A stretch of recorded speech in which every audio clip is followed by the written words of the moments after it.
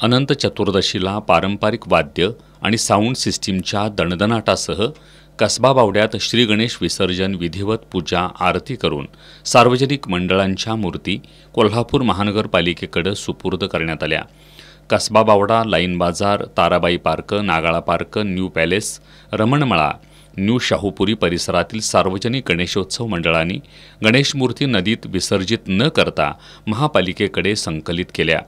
काही मंडळांनी मंडपामधूनच मूर्ती महानगरपालिकेकडे सुपूर्द केल्या। सायंकाळी 6 वाजेपर्यंत 91 घरगुती गणेश मूर्ती संकलित झाल्या होत्या, तर मोठ्या मंडळांनी 17 मूर्त्या महानगरपालिकेकडे दिल्याची माहिती कोल्हापूर महानगरपालिका प्रशासनाने दिली आहे। कोल्हापूर महापालिकेतर्फे सर्व नागरिकांना पर्यावरणपूरक गणेश विसर्जन करण्यासाठी आवाहन करण्यात आले होते। त्या पद्धतीने घरगुती विसर्जनच्या वेळी राजाराम बंधारा येथे सर्व नागरिकांनी स्वतःहून उत्स्फूर्तपणे गणपती दान करून घेतलेले आहेत आणि आता गणेश उत्सव मोठे मंडळांनी सुद्धा गणेश उत्सव मूर्त्या आपल्याला दान केलेल्या आहेत। आतापर्यंत 91 लहान आणि 17 गणेश मूर्त्या दान झालेल्या आहेत। सध्याच्या गणेश मूर्ती आपण आपल्या इराणी खणीला विसर्जन करतो। आपल्या इथून आयशर टेम्पो असतात, त्यामध्ये आपण ते ठेवून इराणी खणीला नेऊन त्या ठिकाणी विसर्जन करतो। नागरिकांनी ज्याप्रमाणे आपल्याला सहकार्य केलेलं आहे असं सहकार्य दरवर्षी राहू दे। कोल्हापूर महापालिकेतर्फे कर्मचारी स्टाफ, आरोग्य विभाग तसेच सर्व पोलीस प्रशासन यांनी आम्हाला घरगुती गणेशाच्या वेळी पण मदत केली होती। तसेच मंडळांनी सुद्धा उत्स्फूर्तपणे आम्हाला कोणताही न विरोध करता गणपती आम्हाला दान केलेले आहेत अशी परिस्थिती आहे। कोल्हापूर महानगरपालिकेच्या आरोग्य, पवडी, KMT स्टोअर विभागाचे 125 कर्मचारी दत्त मंदिर परिसरात मूर्ती संकलनासाठी तैनात करण्यात आले होते।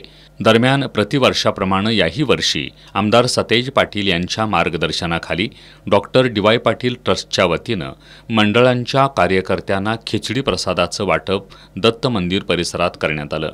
आणि त्याप्रमाणे गेली सलग 18वं वर्ष हे आहे। गेली सलग 18 वर्ष हा उपक्रम साहेबांच्या, ऋतुराजदादांच्या माध्यमातून DY पाटील ग्रुपच्या माध्यमातून हा राबवला जातोय।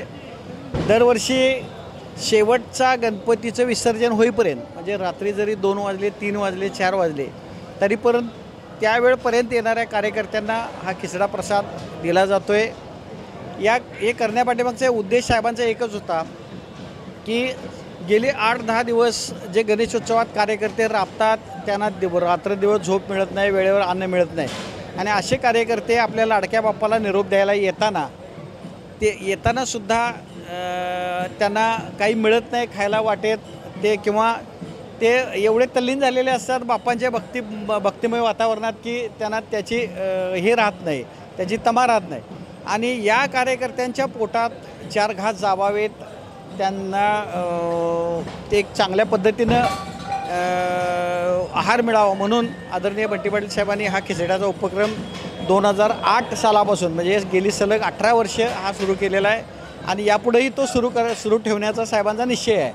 कोल्हापूर शहराबरोबरच कसबा बावड्यातील गणेशोत्सवाला एक वेगळी परंपरा लाभली आहे। सामाजिक भान जपत अनेक मंडळं गणेशोत्सव साजरा करतात।